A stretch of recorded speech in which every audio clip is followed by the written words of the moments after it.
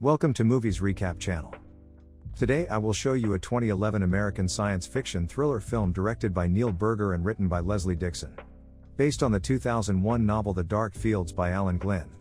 The film is based on the assumption that a person uses only a small part of the resources of the brain, and that it is possible to increase its efficiency through 100% use. In addition, the drug taken by the main character exaggeratedly shows the effect of some nootropics, which is hinted at by the phrase of one of the characters: "The effect is stronger if you are already smart." Don't forget to subscribe to the channel and enjoy watching. Eddie Mora, Bradley Cooper, is a disheveled unemployed writer.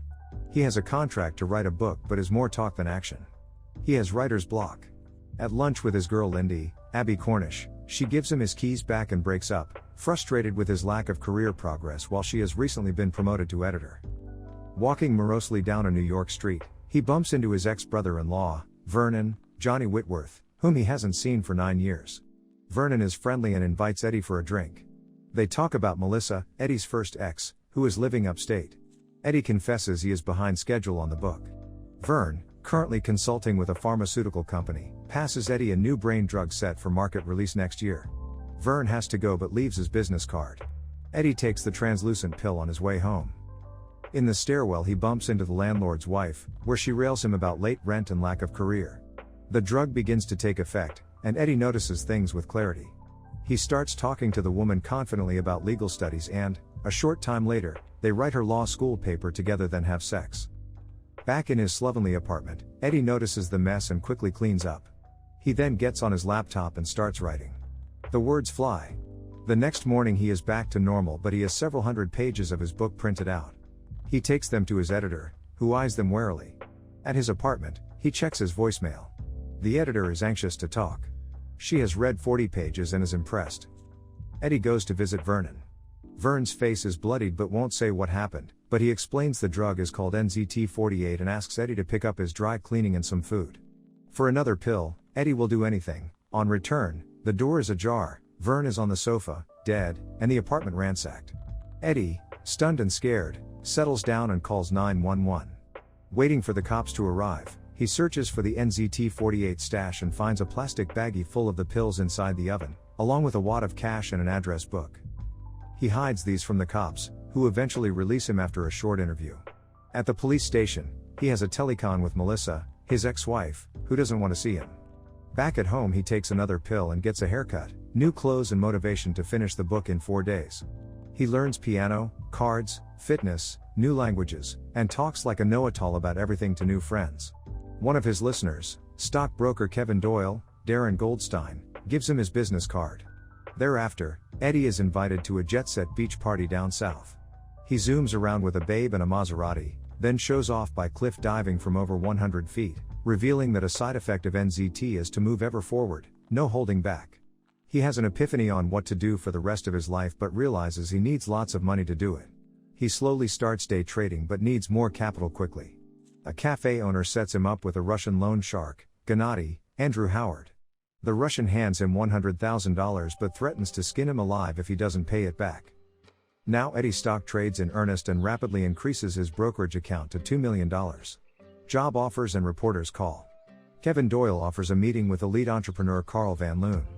At dinner, Lindy is impressed with the new Eddie. They reconnect. Eddie's photo appears in the paper as a mystery trader. A man in a tan coat, Thomas Arana, seems to be spying on them. At night Eddie is nervous, sensing something.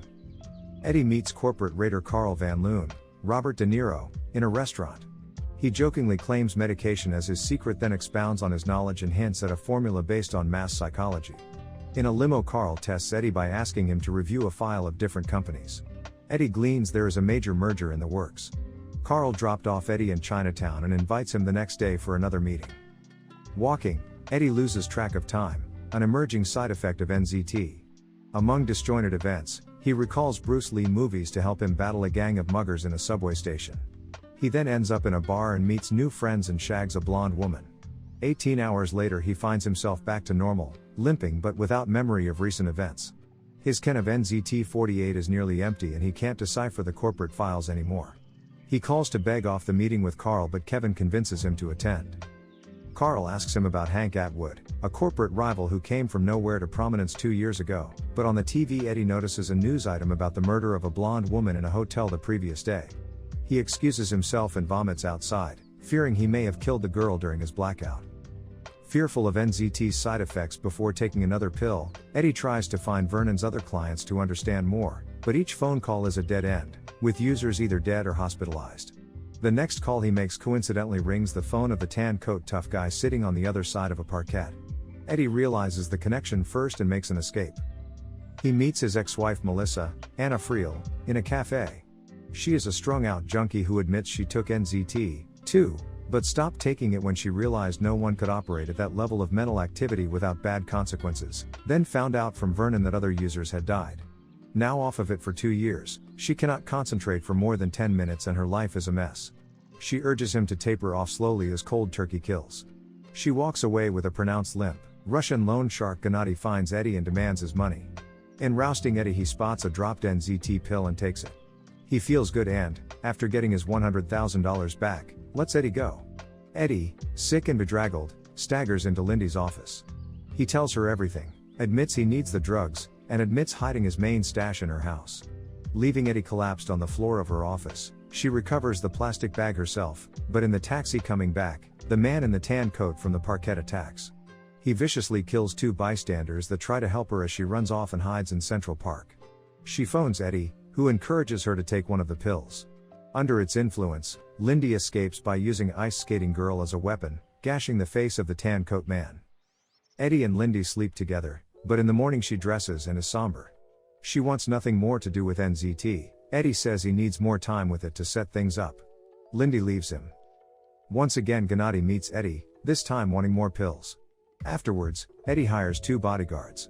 He meets Carl again, looking and acting sharp, and is put in charge of brokering the largest corporate takeover in history. Eddie has figured out the proper dosage to take, remembering to eat and sidestep alcohol to avoid blackouts. He orders up tailored suit with imperceptible compartments, to hide his pills, and hires a chemist to reverse engineer the NZT pills in a short 6 months. At a restaurant business lunch, he recognizes a police detective from Vernon's death investigation watching him. The cop shows Eddie the photo of him in the newspaper, which identified him as being at the hotel of the murdered blonde. Eddie hires good lethal lawyer Morris Brandt, who gets him off against weak circumstantial evidence. Meanwhile the merger goes on and nears its conclusion. Eddie reveals plans to move on but Carl wants him to stay, acknowledging Eddie's freak ability, throwing it around like a trust fund baby, while pointing out he hasn't paid his dues through competition to know how to assess his competition. Finding his hotel room raided, Eddie buys an $8.5 million secure condo fortress. On the street, he meets the Russian again, who wants 20 pills, or else. As he's about to receive $40 million from the Atwood merger, Eddie is confident he'll have enough money to deal with Gennady. At the office, though, Hank Atwood is a no-show. Carl and Eddie meet Hank Atwood's wife, who tells them Hank is in the hospital. The deal will close when he gets better. On the street he notices Mrs. Atwood's scarred limo driver, the man with the tan coat, and realizes Atwood must be an NZT user as well, who won't get better because he's run out of NZT. For now, Eddie must go to the police station and stand in an ID lineup, but his lawyer, Morris Brandt, gets him released. At the office, Carl is upset. Atwood is in a coma and Carl wants to know where Eddie has been, thinking Eddie knows what is going on and suspecting betrayal. In the washroom Eddie discovers his pills are missing, stolen. A box arrives addressed to him. Eddie grabs the box and exits, leaving a fuming Van Loon behind. Inside the box, the severed hands of his 2 bodyguards. At the condo Eddie watches TV and sees Mrs. Atwood and her lawyer, who's also his lawyer, Morris Brandt. As he realizes that's where his hidden pills went, he sees the Russians coming for him from the security cameras, who assault his steel door with a chainsaw. Eddie goes to the balcony edge, ready to kill himself rather than succumb to their undoubtedly painful torture. He suddenly remembers where one last NZT pill is and tries to retrieve it but loses it as the Russians break in. Gennady shoots up his own last pill, converted into an injectable form, and begins to prepare Eddie for the slow painful torture he's about to experience. With one final thrust, Eddie manages to turn the tables and kill Gennady. The other 2 Russian thugs, having been busy cracking Eddie's safe with drills, return to the room. Eddie manages to fight them off after lapping up Gennady's NZT-enriched blood, blinding one before killing both in self-defense. At the hospital Hank Atwood dies. Eddie realizes that, Though Brant stole his pills, he did not give them to Mr. Atwood. Eddie meets the man with the tan coat in the waiting room, who, now that his boss is dead, aids Eddie's search through Brant's safe, where he finds his pills packet while the tan coat man watches over Brant, tied and gagged on the floor. 12 months later, Eddie's book is published, and he's running for the U.S. Senate, NY. He gets a surprise visit from Carl in his campaign office. Though warm at first, Carl hints that he knows how Eddie has done it and has, subsequently, shut down his NZT lab. Carl will guarantee a limitless supply in return for some future inside information. Eddie aggressively comes back. Showing off his abilities, he says he is off NZT and doesn't need it, having become permanently enhanced, and pushes Carl away. At an upscale Chinese restaurant, Eddie and Lindy are together again. He orders his food in fluent Chinese, then notices Lindy's bemused stare. "What?" he asks with feigned humility.